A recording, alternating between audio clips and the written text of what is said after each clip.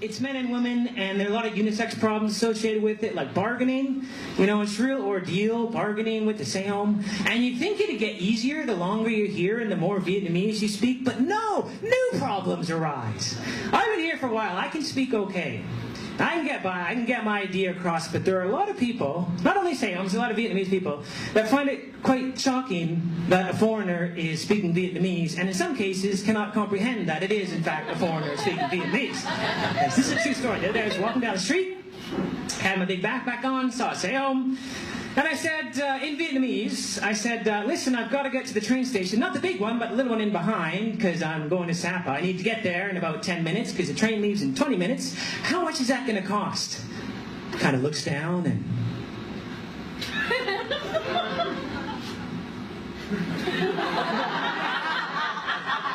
It's like, buddy, I just said, I gotta go to the train station. Not the big train station, but little train station. I'm going to train to Sapa. It's leaving 20 minutes. Gotta get there in 10 minutes. How much will it cost? You'd think I'd understand more than in. Might have picked up that little pine cone on the linguistic trail of fun. Might have that one in the bucket. But no, no, no. Just that kind of stare.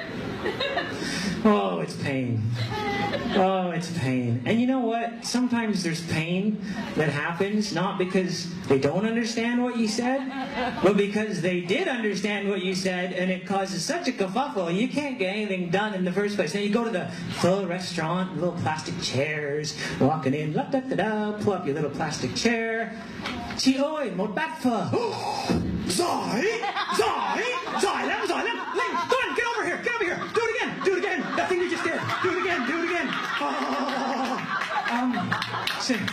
Chị ơi, một bát phở. Giỏi, you live it now, some live it, my daughter, get my daughter, marry my daughter.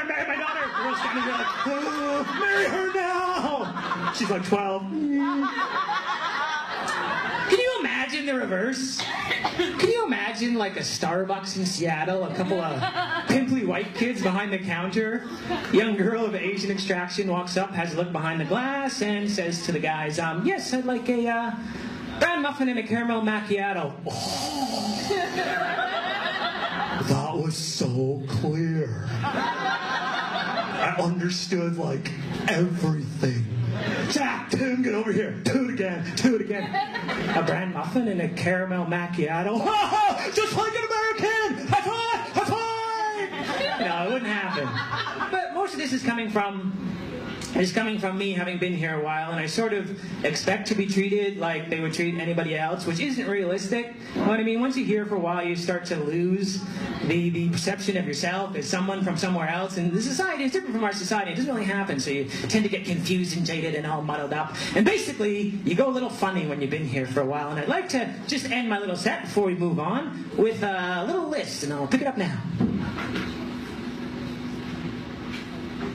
Yes, this is the signs that you have been in Vietnam a little too long.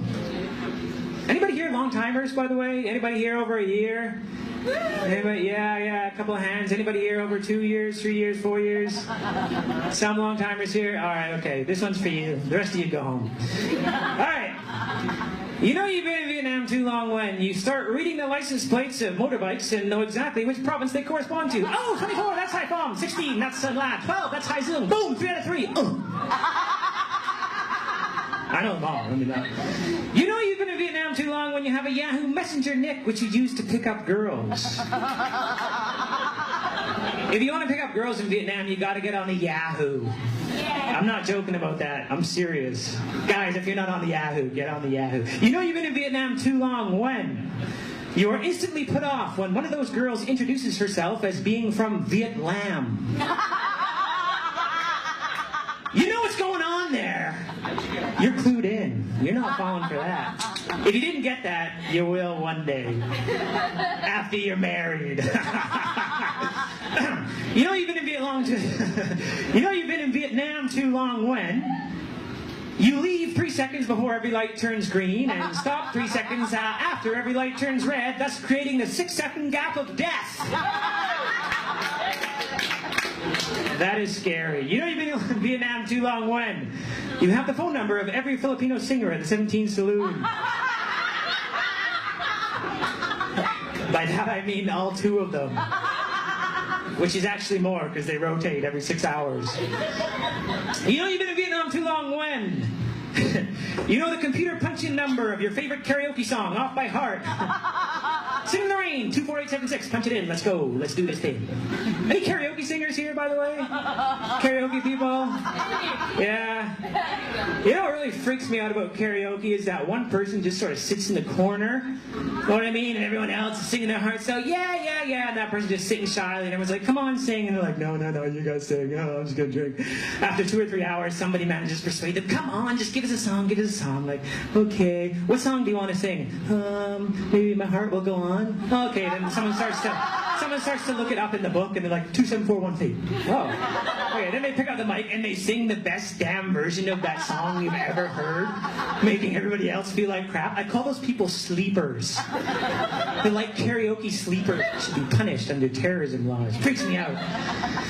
You know, you've been in Vietnam too long when you start looking, this is a bit philosophical. You know you've been in Vietnam too long when you start looking at newly arrived expats with contempt and disgust. As if the turnstile into Vietnam stopped with you. And everyone who came after was some punk kid who jumped over. If you think about that for a while, it's very true. Idiots! Grabbing the back of the Seom rim, you nerd! You did that like 4 months ago. You gotta put your hands on your knees. Everybody knows you gotta put your hands on your knees. That's how you balance. You know you've been in Vietnam too long when?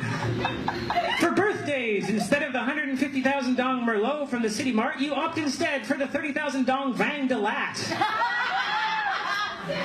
Oh, the Vang de Lat. I think there's one bottle of Vang de Lat that's been passed around the expat community like the monkey's paw in that ghost story. Like, here, take this and live in hell. It just circulates. Why? I mean, there's so many birthdays and stuff too. Why would you even spend money? Weddings. Weddings as well. You just put like 20,000 in an envelope and run away. No one's ever going to know. Okay. And then you put someone else's business card in. That's what I like doing. Like your boss. You know you've been in Vietnam too long when? You start writing happy faces in text messages to male friends. There's nothing to it. See you at the beer hoy. Hee hee. You know, little pointy eyebrows. We'll talk about sports. Giggle. We'll pick up chicks. Bracket, bracket. You know you've been in Vietnam. Oh, this is it. This is the last one, and I'm done, then we're moving on. And this is a little bit more quiet. I kind of end on a more solemn, sort of reflective note. You know you've been in Vietnam too long when you see goldfish on bicycles, or pig carcasses on motorbikes, or donkeys walking down Hai Ba Chung, or babies with nets on their heads, and you think, huh. That's it for me. Coming up next is Mr. Steve. Thank you very much for being here.